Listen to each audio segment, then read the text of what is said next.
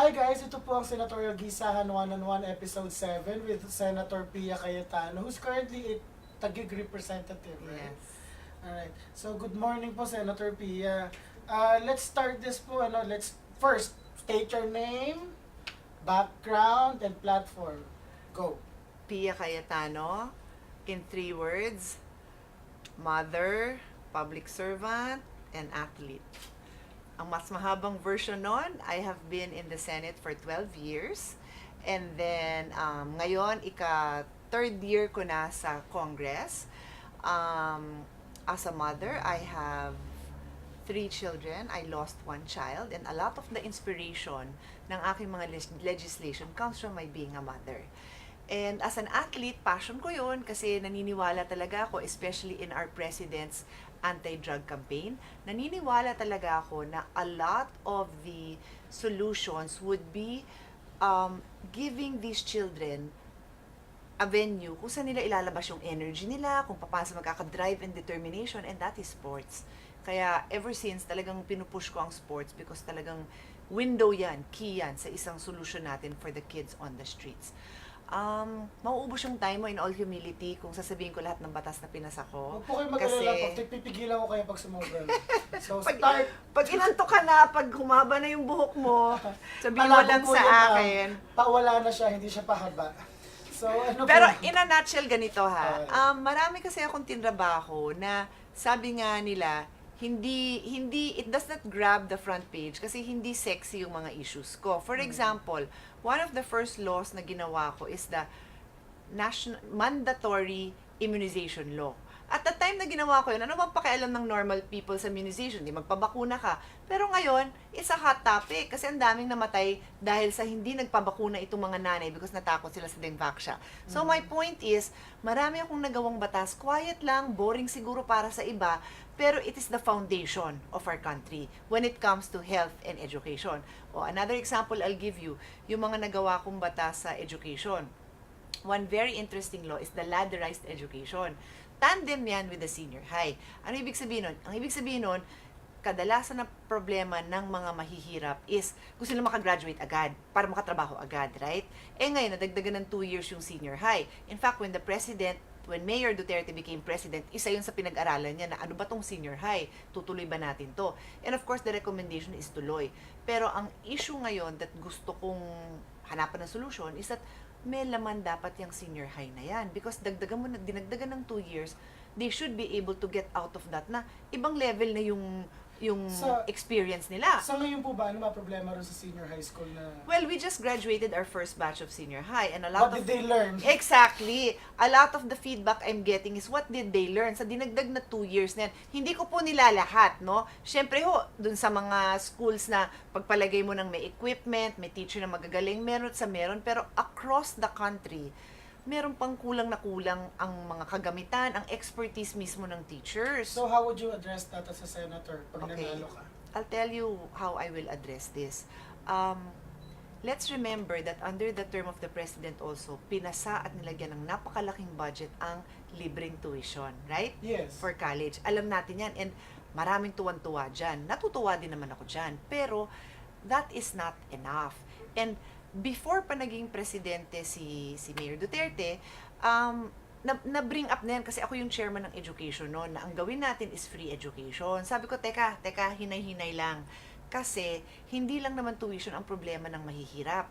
Pagpasok nila, tuition, miscellaneous fees, gamit, from the notebook to the books, kung ang profession mo is architecture or engineering, kailangan pa ng ang dami. So, bibigyan mo lang sila ng tuition, it's not enough. Now, at that time, I'm talking pre-President Duterte time ha, yung brother ko, si Alan. Secretary Senator Alan, na ngayon ay jobless, by the way. Okay. Jobless for the first time in 25 years. Na economic recession siya. Okay. Wala tuloy yung ano ko. Si Alan, meron siyang ginawang batas. It was called the Scholar ng Bayan. Ang Scholar ng Bayan, ginawa niyang bill na ako yung chairman ng committee, so hiniring ko, nagawa namin batas yun. Top 10 ng graduates ng public school, full alaga. Hindi lang tuition, okay? Now, nung panahon, before pa nga to kay Presidente, ang nangyari, sinabi ng mga ibang kasamahan ko, naku, not enough ang budget natin sa mga miscellaneous and other expenses nila. Pero yun yung objective ni Alan. Lahat yun covered. Sana, at naniniwala pa rin kami ni Alan, doon muna tayo nag-emphasize, di ba? Pakita natin yung diferensya ng estudyanteng todo alaga. Kasi sa totoo lang, in all humility, ganyan kami sa Taguig.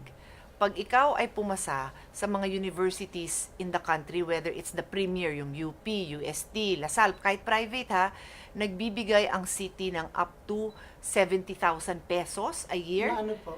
Subsidy, kasi pumasa ka dun sa schools na yun para makatulong sa pagpasok mo. Alright. 70,000. Time out lang po, Sen Oo. Pia. Doon po sa mga maaarte kong followers, mapapansin ninyo, lumilito yung microphone doon sa kaliwa kasi mahina magsalita. Doon Ay, kamukha ni sige, Coach Amy. lalakasan ko yung Okay boses lang, mo. okay lang. Nilapit ko na. So, Ano ba? Okay, okay, meron okay. na nasa mic sa kaliwa. Alright, Sorry, tuloy niyo okay, po. okay. So, 70,000. Hindi, so Hindi binibigay... kasi mga ano, yung mga laitero, yung mga followers. Ay, sorry, So, sorry. Sige, lakasan ko po yung boses ko. Okay na Okay, ba? tuloy mo Sumobra lang, naman. Josa. Go. Okay. So, basically, sa Taguig City, yun yung model na gusto namin masundan sa ibang parte ng Pilipinas na pag ikaw ay mag-aaral, supported ka all the way. Hindi lang tuition. Kasi nga, marami pang gastos aside from tuition. So, example na binibigay ko sa Taguig, meron silang assistance na binibigay sa mga pumapasok sa premier university.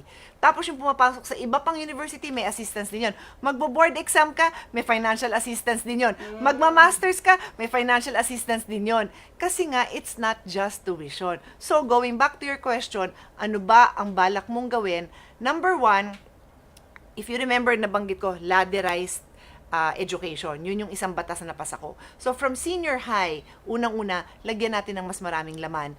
Tie-ups, partnerships with the private companies. Kasi, for example, Detroit. Pag sinabing Detroit, USA, Michigan, ang alam na What industriya about doon, kotse. Kotse. Kotse, di ba? Opo. Okay. Perfect. It may be a good example or a bad example, but the point is, yung mga bata doon, gumagraduate yun, malaki yung chance na papasok sila sa automotive Yes. industry. Yes. So, yun din yung point ko, na dito dapat ganyan tayo. Ano ba yung mga industries na meron sa lugar nyo, but also the wave of the future? Handa ba tayo? Do you remember when I became a senator? So, baby ka pa nun. Opo, 2 years old. Mga ganon. Nung naging senador ako, yung 16 pa lang issue... ako, ma'am, di niyo ba alam? Kaya nga, baby ka pa Tuloy niyo nga. lang. Sige. Anong tawag dito? Ang issue nun, ang hot issue nun, ang daming nurses. Tapos So, wala naman oversupply. trabaho, oversupply. See, I feel the government needs to take a stronger role on that. That is called human resource management, 'di ba? Kasi dati nung nagpupunta ako mahilig kasi ako mag-aral. So pumupunta ako sa ibang bansa, hindi naman master's degree or what, pero yung nakikipag-meeting ako, inaalam ko na ano ba yung mga best practices diyan. Like sa Singapore, pine-predict nila yung need nila, ilang bang doktor kailangan natin, ilang engineers. Dapat may ganun, hindi pwede yung bahala na. Syempre bilang nanay, gusto mo may trabaho anak mo. O sige anak, mag-nurse. But yung parents alone, hindi naman nila kayang i-predict kung ano ba yung mga trabaho. Nakita lang nila na yung ngayon may trabaho, pero 5 years from now, yan ba ang in demand? Ang nursing cyclical yan. Hit or miss ka dyan. Pag minalas ka, yung 5-10 years window mo, walang hiring abroad yun. Diba? So, yun yung point ko. Human resource management. So, sa senior high, partnerships with the local industries, and NEDA must take a bigger role in predicting where the jobs are. After you graduate from senior high, a lot can avail of ladderized education. Ang ibig sabihin kung gusto nilang magtrabaho, dahil kailangan na kumite, trabaho. Tapos yung experience mo, magagamit mo as units, as credit, para dun sa babalikan mong pag nag-aral ka ulit. So for example, ang natutunan mo is refrigerator maintenance. Natuto ka nung senior high mo, nagtrabaho ka. After 2 years, nakaipon ako, balik ako sa school. Mag-aaral ka na ngayon ng something mechanical o mechanical ka na. And then you can just stop after 2 years again. May certificate program ka, trabaho ka, baka supervisor ka na. O then balik ka na naman. Diba? Because maraming ganun ang sitwasyon. You mentioned earlier, Sen Pia, doon sa Taguig, di ba, nagbibigay kayo ng extra na subsidies. Kasi Yes. totoo naman yun eh. Kasi po ako, DOST scholar ako nung UP Diliman. Ang problema sa amin, totoo lang, hindi lang problema yung tuition ng UP, ang problema yung pambaon eh. Exactly. Diba? So, sinasabi nyo ba, you'll find extra ways to provide extra assistance? So what I To plan, state scholars? so what I intend to do is this. i-fast forward ko ngayon sa maternity leave law ko. I will just use it Okay, as an go. example. Napasa natin yan, parang simple lang naman na batas, di ba? Additional maternity leave para sa mga nanay. Pero ang hindi masyado alam ng karamihan, syempre halos lahat ng batas, meron din opposition yon. And one of the opposition there is, may babayad niyan eh. Kasi yung ginawa ko dun sa batas na yon, bayad ang kanilang leave. Why? Again, it comes from my experience as a mother. Bilang isang nanay, pag nag-leave ka, dapat masustentuhan mo pa rin yung sarili mo, correct? O, nagkataon naman, swerte ako, yung office na pinasukan ko, binayaran naman niya yung buong sweldo ko. But that is not required by law. Yun ang bonus ka lang, na mabait lang yung office Oh, mo. mabait lang yung office ko. Okay. Nalaman ko fast forward later on, mga kausap ko yung mga tao, hindi pala talaga ganun yun. That's why naging inspiration ko nung itong naging senator ako, yung chief of staff ko, deputy chief of staff ko, binigyan ko sila ng additional leave while working with me, kahit walang batas na gano'n. Binigyan ko pa sila additional leave and paid pa. Paid yon. Because I feel, kailangan nilang extra time na yon para pagbalik nila, mas focus sila sa trabaho. That is a product of my experience and seeing them, working with them. Would you believe lahat ng staff ko, yung mga women sa staff ko, nagpadede ng anak yan, nagpasuso yan, for a year and a half, 2 years, may umabot pa ng 3 while working for me. And hindi madali ang trabaho namin, ha. Sometimes we work 6 days. Nga po, ma. Pag nagja-jogging kayo sa umaga, pati sila nagja-jogging. Hindi naman, in Mahirap siya, fair, hindi naman ako namimilit. Ano lang, but if they want to, ini-encourage ko sila. Okay, Hindi sige. naman ako namimilit. Alright. So, sabi ko, kunyari, sabihin nila sa akin, tawag nila sa akin PSC, those are my initials. PSC, mag-meeting tayo. So, tatakbo ko. Gusto mo, di sumama ka sa akin, tumakbo. Parang ganun lang. Okay. Bahala na sila. If not, magkita tayo mamaya. So, going back to my example, kailangan ng budget para may magbabayad ng free maternity leave, right? So, that is where I come in. Yung work namin as a senator, as a legislator, is not just making laws. It's also finding the budget for those laws to become para Yes, so that's exactly makabuluhan ang mga batas na yan. Yes. Kasi, yun nga, papalive mo yung nanay, wala naman siyang papakain sa anak niya dahil yung leave niya, wala siyang pera. Oh, So how do you intend to fund? well, doon pumapasok yung aking intelligence and passion combined. Kasi yung intelligence, maghahanap ka talaga ng way, and then yung passion, i-convince mo lahat ng kasamahan mo na tama yung limited resources natin, dito natin ilagay. So, Kukonbinsihin mo sila ngayon Dun na po makabuluhan yung pinaglalaban mo. Papa, doon po sa mga naipasan yung law, alin po doon yung may pagka-dole out, and how did you find a budget for it? Good question. Well, for example, reproductive health. Yun yung isang batas ko na medyo kilalang-kilala at very widely talked about, 'di ba? Kasi very passionate ang mga tao sa issue ng reproductive health. Merong gustong-gusto, merong ayaw, 'di ba? Ang reproductive health kasi, ang nilagay din natin doon is ang gobyerno ang magbabayad ng paglaganap ng information, 'di ba? Pagbigay ng information, but also the contraceptives. Yun yung ayaw na ayaw ng mga anti-RH. Ayaw nila that the government will pay for condoms, for pills, etc. Ang sinasabi nila, dapat ang gobyerno gamitin yung pera ng gobyerno, ng tao, para sa pagkain, para sa edukasyon, etc. I do not disagree. Dapat talaga magbayad ang government for education, health, etc. Pero, if you understand the plight of the poor, a woman, uunahin niya lahat na pagkain ng anak niya, makapasok ang anak niya, bago ang sarili niya. Wala na siyang pambili ng contraceptive. O kaya, ayan, yung mahihirap, 8 anak, 10 anak, wala naman silang pambayad ng kondom. Diba? At pag ang asawa nila gustong makipagsiping, gustong makipag-sex, Pwede ba silang humindi? pwede ba silang humindi? Mahirap And yun. we had women who came to our hearings at yun sinasabi, umiiyak sila. Sabi nila, paano ka naman tatanggi sa asawa mo? In fairness naman, pagod na pagod din, nagtatrabaho, gusto lang naman ng some TLC and whatever. O di, anong kinahatnan? Buntis. 'Di ba? So that's why, ang pananaw ko is magbayad ng contraceptives para the poorest of the poor can access it. Anyway, tapos na yan. Batas So na how yan. did you find money for it? Meron naman It's just a question of ensuring that this is a priority. Now, that now depends on the president. Yung presidente naman natin is very supportive of reproductive health, di ba? Kaya happy ako. Kasi what I'm trying to avoid here, magkaroon tayo ng something like Venezuela, na they become ultra-socialist, they provided so many Agree. dole-outs, but they don't have the fiscal space for all those dole-outs. Agree din ako doon. So- And I'll tell you one of the problems. Sorry, I didn't mean to cut you off. Sige lang, go lang. Cut me off. that is Hindi also... pa nagchichikahan na magbarkada, cut off sila. So, go lang. Tama naman. Napansin ko rin yun. Pag tiningnan mo yung mga bills na fina-file ng mga congressmen and ng mga senators, let's say sa health na lang pag-usapan natin, ang dami doon. Yes. Yung parang prioritizing breast cancer, prioritizing liver cancer, prioritizing pulmonary health, cardio health, lahat yan, Yung kanya-kanyang HIV, file. Lahat yan, kanya-kanyang... Universal healthcare. Lahat yan kanya-kanyang file. And syempre, many of us would have a story to tell. Like I mentioned in the past na ang father ko liver cancer, and yun yung isang inspiration ko dun nga sa mandatory immunization, because ang number one cause ng liver cancer is hepatitis B, which is a virus na pwede mong bigyan ng vaccination para hindi magka-virus. So inaamin ko, yun yung aking isa sa advocacy ko. Kanya-kanya nga tayong advocacy. So pag nag-chair ako ng committee, ganito talaga ako, hold it, sandali. Lahat naman tayo, walang magdududa na passion natin to. Lahat naman tama. But how do we prioritize, right? That's where NEDA and the collective wisdom of the cabinet also comes in. Kasi otherwise, syempre, Advisory. bawat legislator gusto yung kanya. 'Di ba? Syempre, gusto ko yung hepatitis B ko at saka yung breastfeeding. Yun yung mga, passion ko, breast cancer para sa kababayan. O, malay ko ba yung ibang lalaki doon? Ang gusto naman nila, prostate cancer, whatever else.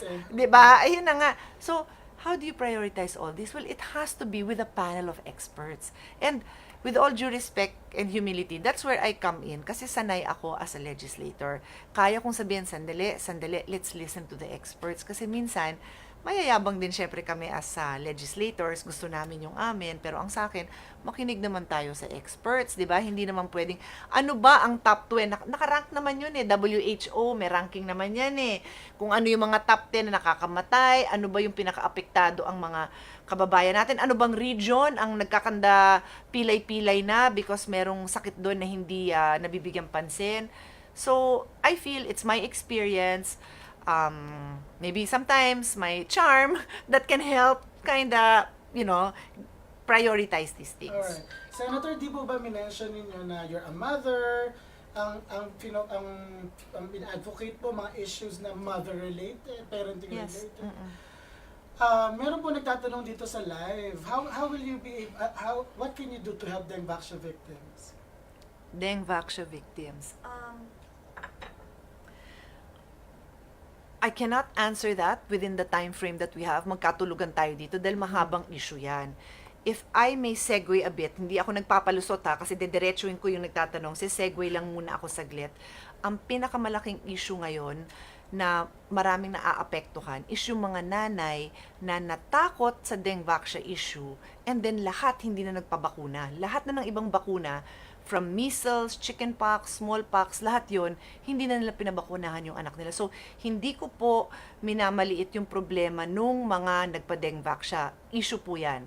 But I choose to focus right now lang dun sa concern ko na millions of mothers natakot because of Dengvaxia, na nadamay ang bakuna na meron ka, meron ako, lahat ng kasama natin, nakikita natin kalwit-kanan sa kalye. So, they have that. I just choose to focus on that issue because being a public person right now, lagi ako mako-quote, right? So, pag binalik ko yung discussion on Dengvaxia, babalik na naman tayo dun sa fear na yun. Kaya right now lang, sinasantabi ko lang yung issue na yun pangsamantala para we can talk about the importance of vaccination. So, hindi ko dinadamay lang si Dengvaxia. So since since you raised that point, sige.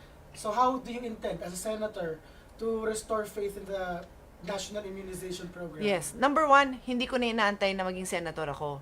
Even last year, na hindi pa pumutok yung issue na may outbreak, I was already going around on my own, talking to health workers. Kasi sila naman talaga yung parang tinuturing ko na natural constituents ko because hindi ako doktor. So, para ako yung mga health workers na I am somehow trained just because of the level of exposure na nagkaroon ako. So, sila parati kakwentuhan ko and I would ask, totoo ba itong nababalitaan ko na hindi nagpapabakuna yung mga nanay sa mga anak nila? Oo ma'am, totoo. Kinabahan na ako because I know how vaccination works. May herd immunity yan dapat. So pag yan bumaba, maaapektuhan tayo unti-unti and that's exactly what happened. Actually, ang funny part po kasi dito ganito. According po sa monthly Vaccine Preventable Disease Report ng Department of Health from January January to August 2018. August 2018 po yung latest na available online. Okay, yeah. Ang top reason po why kids weren't vaccinated was mother was busy. The second that makes up about 30% of all cases. 20% naman po was about the child was ineligible for the vaccine for one reason or another. The third was fear of side effects, which makes around 15%. Basically, ma'am, over 85% of all reasons are not really vaccine fear related. That is not to discount the fact na some people really got scared of vaccines. Now, let's say na doon sa yung 15 na natitira, yun na yun, natatakot lahat yun, yung 15%. Their main reason is, even if, health workers that you talk to, di ba lalapitan nila yung mga bata and they will tell them, bata, nanay, safe po itong measles vaccine, ganyan. Pero yung si nanay, trust issues Kumbaga, nakaliwa na siya dati. Trust issues, exactly. So, how do we deal with that? Are you a fan of Malcolm Gladwell? Kind of. Di ba yung, ano ba yung mga libro niya? Blink, there's a series, no? One of his books, sinabi niya doon na parang may natural occurring process na sa hindi mo sinasadyang yun yung maging outcome, yun yung natural outcome ng mga pangyayari, whatever. Medyo sad to say, ganun na nga ang nangyari sa vaccine. Steady lang tayo. Although may mga dips there was dips even before the Dengvaxia scare. There were dips and for the reasons that you were saying, okay? So let's say ang goal is to be 90%, medyo bumaba tayo. Pagpalagay mo ng mga 80 for whatever reasons. Actually, bumaba po ng 65% by 2017, primarily because there was in 2017 alone, there was a 95% lack of vaccines for measles, rubella, and 84% for MMR. So the main problem back then was during the Pinoy administration, we were not buying vaccines, we were buying Dengvaxia instead. So, and that's what makes me very sad although kasi the nice part is, nung naging Pangulo na si Duterte, enough na yung vaccines. Oo. Ang problema, dumating yung Dengvaxia issue along with other factors. Correct. So here we are. Perfect storm. So pag sinundan mo yung parang normal trend nga daw ng mga pangyayari according to Malcolm Gladwell, dadating ka sa isang punto na parang whether the issue was resolved or the issue got worse. So I'll bring it back to the Dengvaxia. How do we solve this and bring back the trust? Pwede akong mag-isip ng marami, pwede akong mag-consult ng mga behavioral psychologists to give you an answer, right? Or we can just look at the facts. The fact is, maraming namatay. Natakot ang mga nanay. And so if it is explained properly to them na, tamo, hindi kayo nagpabakuna ng measles, mauulit yan sa chickenpox, sa lahat magpabakuna na. At takbuhan talaga sa center. Takbuhan talaga. And I know that for a fact again because nung nagko-consult ako ngayon sa mga, they call them BHWs, na barangay health workers. Yes. Ngayon, oo ma'am, nagkapila-pilahan na, naubusan naman kami ngayon. Kasi yung normal stock na available na hindi pinapansin for the past months. Mas mapanis ang measles, di ba? Yung vaccine. That's the thing kasi di ba, the problem kasi din with vaccinations, also a logistical supply thing. Like, may mga vaccines that have to always be in a certain room temperature. Can you imagine sa mga bundok-bundok? So, talagang may issue tayong ganyan dahil we are 7,000 plus islands.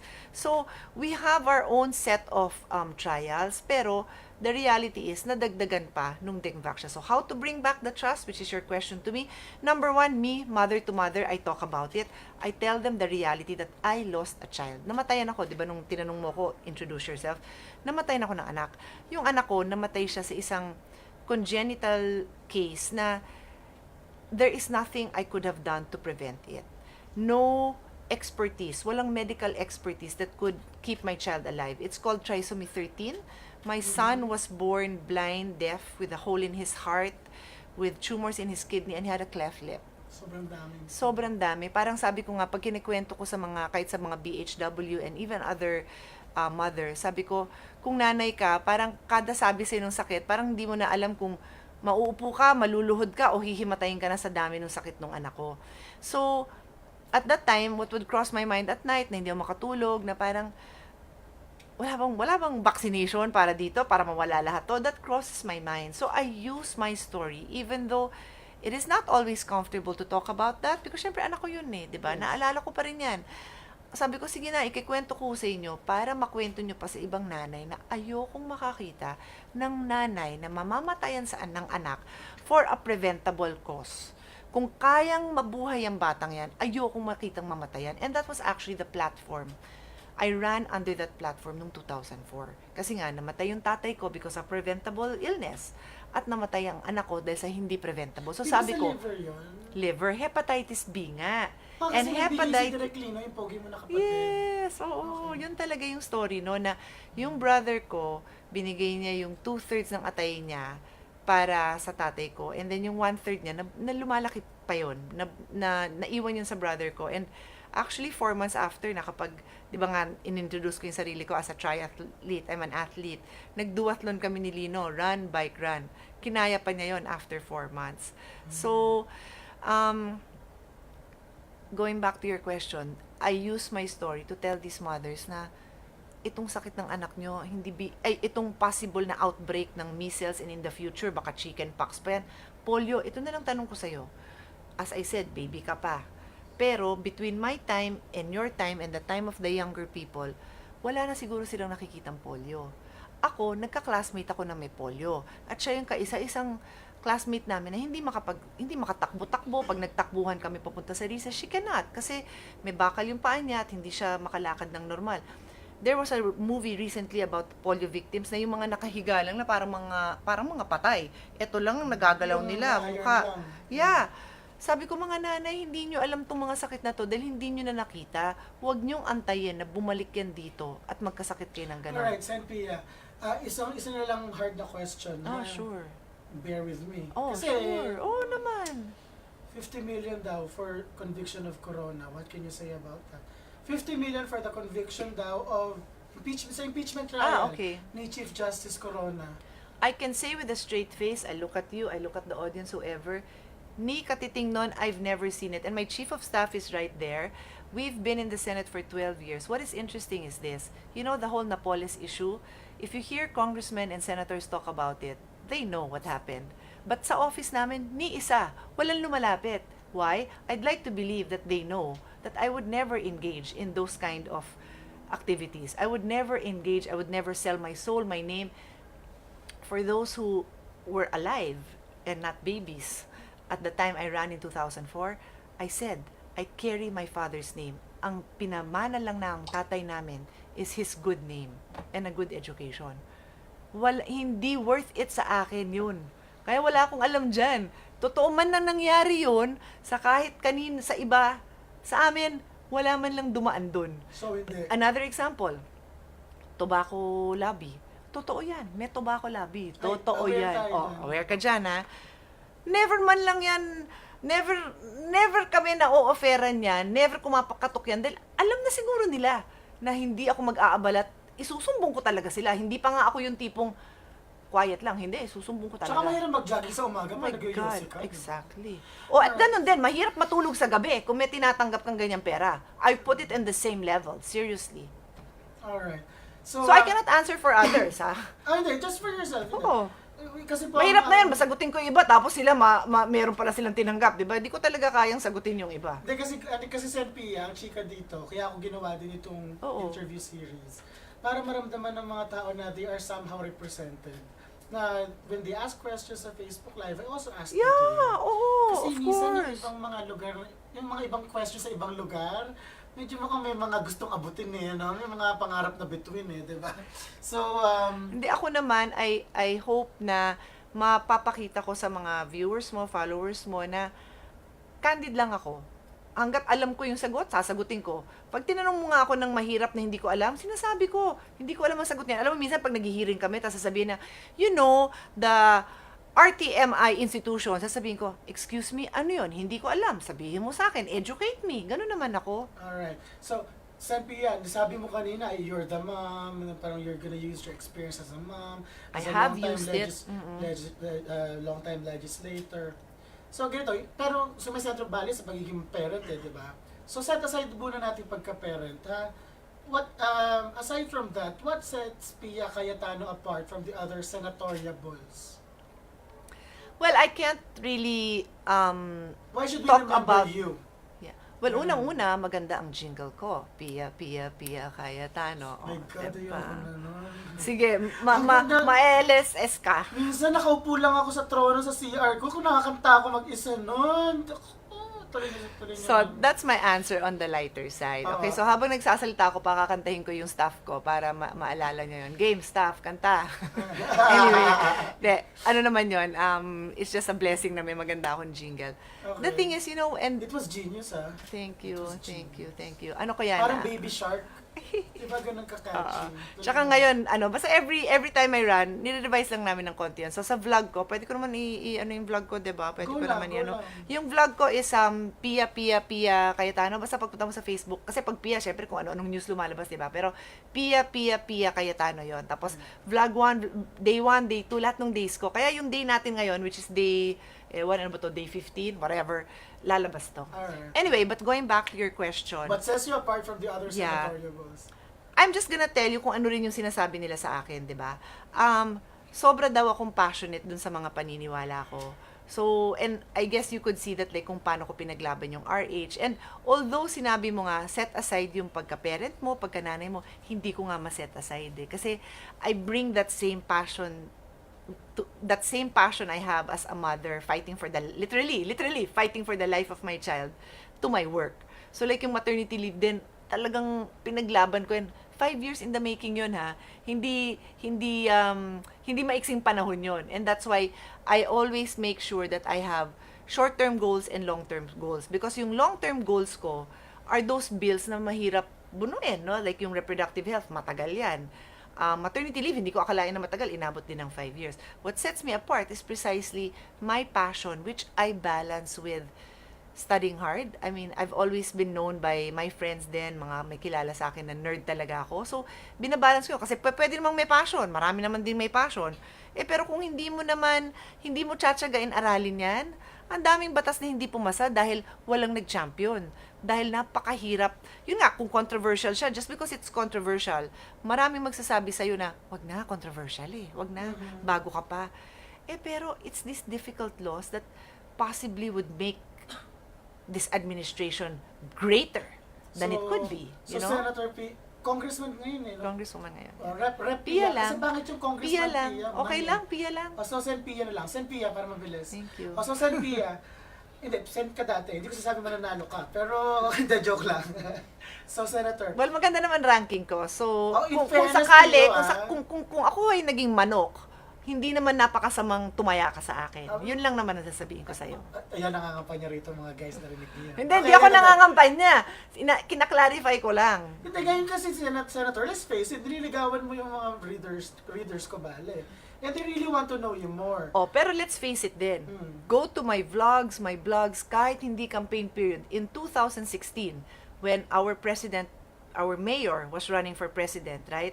Ang daming humihirit sa akin, nangangampanya ka lang na, hello, hindi ko kayo kailangan in all fairness kasi hindi ako national candidate. I was running in Taguig. Sila yung kailangan kong ligawan. Diba? Sila yung kailangan. But this is what I do. Yun lang kaya ako, I can again look you in the face, look people in the face na, of course, kailangan ko yung boto. Of course, I would be happy kung boto nyo ako. Pero sinasabi ko lang na, kahit kandidato, bantayan nyo ako in 3 years. Hindi ako kandidato in 3 years. Ganito rin ako magsalita. Kasi, I'd rather talk about the work I've done and my dreams, which are very similar to the dreams of other mothers, of other athletes, of other people like me, than tell you why you should vote for me. Kasi yung dreams ko speaks for itself. My work speaks for itself. Yan, ilagay nyo sa Google Calendar. February 27, 2020, ano ba yun? 2. Tingnan nyo kung ano yung mga pinagsas... Yes. Or kahit na kahit na June 27, ngayon, 2019. By then, it's either senador na ako o hindi. O tingnan nyo kung anong drama ko din. Alright. Kasi ang point ko, ito pa rin ako. So, Senator, question po muna, yung issue by issue lang. Mabilis lang. Go. Bigay mo sa akin yung stance mo sa issue, tas mabilis na elevator explanation. Sure. Okay? Divorce. I'm very pro-divorce and I was one of those who filed it and worked for it in the lower house. Walang patid ang nagfa-follow up sa akin sa Facebook ko, araw-araw, kung kamusta na. I think there's a bit of a problem pagdating mo sa Senado kasi may mga conservatives doon. So, Yes, how will you convince the conservatives? In the same way that I just tell them as it is the same reproductive health na ito yung pangangailangan. Kinikwento ko, maraming hindi blessed katulad nyo na ma-work out ang problems. Bugbog sarado sa asawa, iniwan ng asawa, may iba ng asawa. You mean to say, hindi siya pwede makipag-divorce? Kasi the reality is this, ang dami kong kilalang colleagues na anti-divorce, pero pag pinag-usapan na natin na yung bugbog sarado, yung iniwan na, may asawa ng iba, hindi nyo pa rin pagbibigyan. Siguro pag ganun, pwede naman. Gumaganon sila. Di ako nagyayabang, pero if I can sit down with them, na alam naman nilang kinikwento ko lang yung totoo, a lot of them have open minds naman. Okay, next item po ay sexual orientation, gender identity and expression / anti-discrimination bill. Yung buong Yes. ano na yun, Oo, basket nag-support na yun. din ako doon. So how will you convince them? Kasi hindi naman bakla si halimbawa si Tito Soto. Oo nga, Hindi oo naman nga. maging yun. Hindi, sa akin lang naman kasi we each have a right to be who we are, and with all due respect to our different religious beliefs, ito naman mga taong to, they just want their own identity. Yun lang naman eh. So, I will try to explain it to the best of my intellectual ability. Alright, next po na item ay medical marijuana. You know, dito yung sinasabi ko kanina na nakikinig ako sa experts kasi maraming areas that are new, 'di ba? Obviously, lumaki ako sa panahon na bawal ang marijuana. Ay, grabe. Wala man lang mapag-usapan na may medical pa lang ganun. Now, my mom really believes that medical marijuana is good because syempre sa age niya, nagre-research siya, marami siyang time. So, maraming naniniwala na ganun. Ako, as long as it's supported by backed by medical research, I'm okay because we need to have open minds as to what we need to do for our people. Like, ang dad ko and my son, yung kinikwento ko, they lived in pain for the last months of their life. They lived in pain, okay? So, who am I after makita? Yes. Si Panyero, diba? Yes. So, parang sino ako na hindi naman ako doktor na pwede lang magsabing, bawal yan, hindi yan pwede. And again, I will also want to listen to the repercussions. Siyempre, those who are very involved in the anti-drug campaign, sinasabi din nila na, well, okay, assuming na good naman yan para sa mga may sakit, paano naman yan, saan naman yan itatanim, 'di ba? Saan aanihin o baka daw kumalat. So, all of these things we should take into consideration. Charter change and federalism. Okay.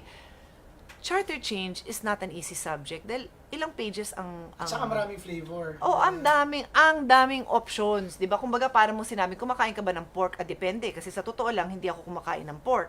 Pero hirap ako tumanggi pag crispy pata. Ganun 'yun eh. So pag sinabi lang charter change, and as you very well know, pumasa yan sa House, 'di ba? With how many days of debate? Kaya po, in all due respect din, mas sanay ako sa Senate kasi syempre doon din ako nanggaling. Sanay ako doon sa mahaba ang bakbakan na pinag-uusapan kasi minsan may lumulusot doon na hindi na yun napag-usapan na, ba't napunta tayo doon? May one line, tas it ruins everything. Yung mga and for other purposes. Yun na nga eh. Tapos yung attachment no na hindi napapabasa sa'yo ganun kakapal. All explained in Annex A. Kasi Annex A makapal pa dun sa one sentence na yun. The devil is So, in the details. it's in the details talaga. So, yes, there is so much about charter change na gusto ko. Ito pa lang, example yung mga ayaw ng charter change, yung mga sabi mo ng whatever, wherever they're coming from. Under the existing constitution, yung foreign na professionals, bawal mag-practice dito. Okay? Yes. That's a basic provision there. I'll give an example. Hindi, nakakapag-practice pa ito si Maria Ressa nandito. Amerikano yan, she admitted it. Tuloy mo lang. Okay. Isa sa ina-idolize ko is this American who came here na parang ang tawag doon, parang Peace Corps. Hindi Peace Corps, but she came here like as a missionary. At that time, she had graduated, she was a young midwife, okay? Na in love siya sa Pilipinas, ang dami niyang ginawang project para tumulong sa mga nanay, sa mga single moms, yung mga pinag-iwanan, walang nutrisyon. And it ended up na pati yung boyfriend niya lumipat na dito na sila nag-asawa. At nagtayo na siya ng foundation at health center, panganakan. Amerikana yan, panganakan para sa mga super hirap na mga nanay sa Cebu. Okay. Not only that, na-in-love pa sa isang iniwan na bata, siya na nag-ampon ng Pilipino. So, nag-ampon pa ng Pilipinong bata. Kaloka, okay. And then guess what? Sa desire niya to serve, nag-aral ng medicine. Nakita ko na lang siya kasi kilala ko siya as a midwife. The next thing I know, pag bisita ko sa Vicente Soto, yung parang PGH, nandun siya, senior medical student. So now, she's waiting to try to figure out how can she serve the Filipinos better because nakapending siya ngayon dahil graduate na siya, hindi siya makapag-board exam. Oh, so parang for me, my gosh, yung ganyan, hindi mo papayagan mag-practice sa Pilipinas. So, I'm just giving you that as one of the many examples of why open ako sa charter change. Marami tayong magagawa to make life better. Remember, the charter kasi is meant to be, pinag-aralan kasi ito ng daddy ko nung ako'y estudyante ng law school. Kaya Yes. I was a student of my father at that time.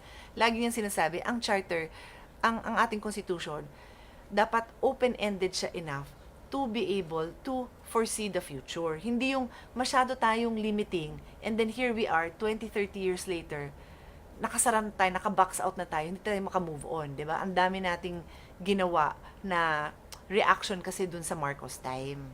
So, dami natin sinara. O, here we are ngayon, hindi tayo makagalaw, di ba? Kasi I'm actually also for economic reforms sa charter eh. Okay. Death penalty for drug traffickers. Yun lang specific na death penalty Oo. na yun, ha?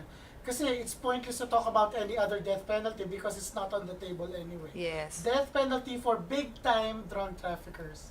I love it that you phrase it that way kasi nililiwanag natin. Big-time drug traffickers, I'm okay with that. Yung mga level na Pablo Escobar, yung mga ganun Exactly. levels. Kasi ako, again, we'll go back to the details. The devil is in the details, diba? Siyempre, ang sasabihin ba, kawawa naman yung mga buntis na babae na, Pablo Escobar story, diba? Na yung drugs iinumin nila para matransport nila.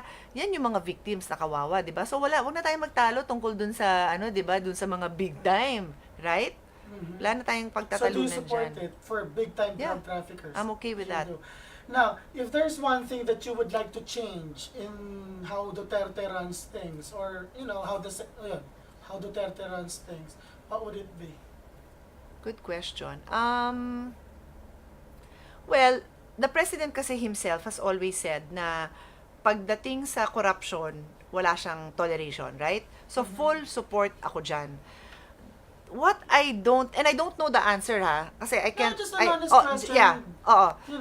Kasi ako, I have a lot of criticisms for this administration, even Of if I course. support it. Of course, kahit naman ako Nobody's perfect, but, just blurt it out, go. Yeah. So, pagdating nun sa lower level, after all these 3 years ni Presidente, meron pa rin kasi sa lower level. So, how do we reach those levels, di ba? Paano? I don't know nga the answer, pero What that's do you mean something. lower level? Hindi, dahil I thought, okay, pag nakita nila yung determination ni Presidente, Hawa-hawa na yan. hawa-hawa na yan. You mean rank and file na Oo, gobyerno? oo.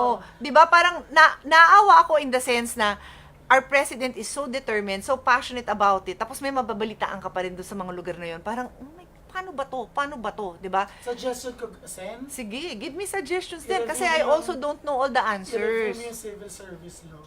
Okay. Ay, can I Too give... much job security. You know what? I have to be honest, ha? Meron din akong concern din talaga dyan. I see where you're coming from. Can I give you an example? Isa sa mga bill na na-take up sa House of Representatives, yung ibalik ang ROTC sa Yes. sa Sa high school level pa lang. Yes. So, nag-attend ako ng hearing, nakita ko yun, and there may be a potential violation of international commitments na hindi dapat high school level pa lang, under 18, nire-recruit mo na into the military service, right? May ganong issue talaga yan.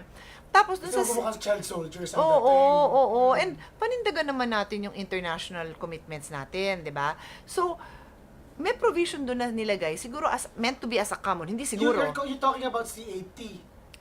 But they call it ROTC dun sa bill, but it is the CAT. CAT, You are right. yeah, It is yeah. the CAT, but they call it ROTC. Kaya nga, sabi nga ng mga critics, hindi naman ROTC na binabalik sa high school because there was never ROTC in high school. It Yes. used to be CAT. Yeah. In any case, the way that bill is worded now, ROTC in high school ang nakalagay. Okay. Ngayon, may provision doon na pinasok na pag nag-graduate ka doon sa ROTC program of 2 years, bibigyan ka ng free civil service eligibility.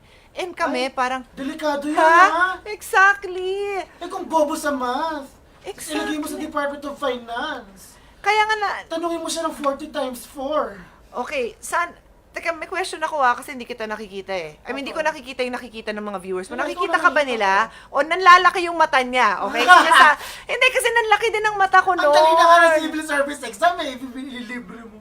Kaya nga, so, Huh? my how do I put it? My challenge has always been this. I support the president, pero minsan naman, yung mga supporters niya, in their desire, Medyo na kakaiba din.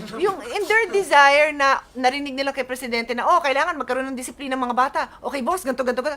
Yung nililayout nila, parang, teka, pag-isipan nyo naman muna yan. Di ba? Kasi si presidente, ibibigay niya yung general idea niya or yung vision niya, pero the devil nga is in the details. Diba? Thankfully na lang, in the final version, natanggal nila yon. Sabi ko, patawarin mo naman mag-isip tong mga to, may ganong version. Anyway, pagod ako doon. Kasi minsan napapagod ako sa work ko kaya kailangan ko mag-workout. Kasi yung stress niya is mental. Ang workout ko, Dota. Anyhow, Senator, doon tayo sa part ng gisahan na huling habilin. Alright. State your name, ano yung number mo sa balota, tapos, kunwari, kachuchunin ko lang ngayon doon sa live mo. Okay. Tapos, ay, si Pia! Ganon. How will you convince me? Nakasabay tayo kumari sa elevator. From 0 lang to 5th floor, Ay, rising okay. 30th. Sige. Convince me to vote for you. Okay. Name, number, and Explanation. elevator Okay. pitch. Okay. Pero pwede kong ilagay yung pa ako doon sa elevator para hindi gumalaw. Ay, hindi. Hindi pwede yun. May Gumagalaw may razor talaga. yung elevator. Go. Okay. Pia Cayetano, number 19, nanay. Gagamitin ko yung puso ko bilang nanay, gagamitin ko yung kalakasan ko bilang isang atleta, at gagamitin ko yung talino ko bilang isang abogado to serve our country well. Having said that, Pia Cayetano, yan yung vlog ko, makikita nyo yung buhay ko, yung work ko. Pia Cayetano din sa Facebook, lahat na ng ginawa ko, naka-record naman yan. So it can speak for itself. And kung may tanong kayo, message me. Kasi kung kulang yung time sa elevator, sasagutin ko kayo. Alright. Yung may mga opinion dyan sa Facebook Live, magbigay kasi kayo ng tanong para maitanong ko. Pag opinion nyo lang, hindi naman tanong yun. So ganito na lang.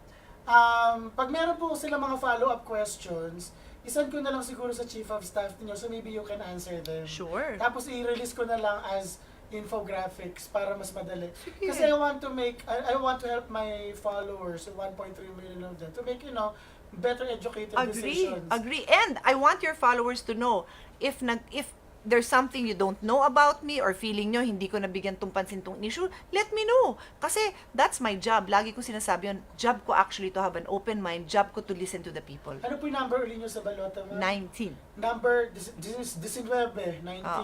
Labing siyam.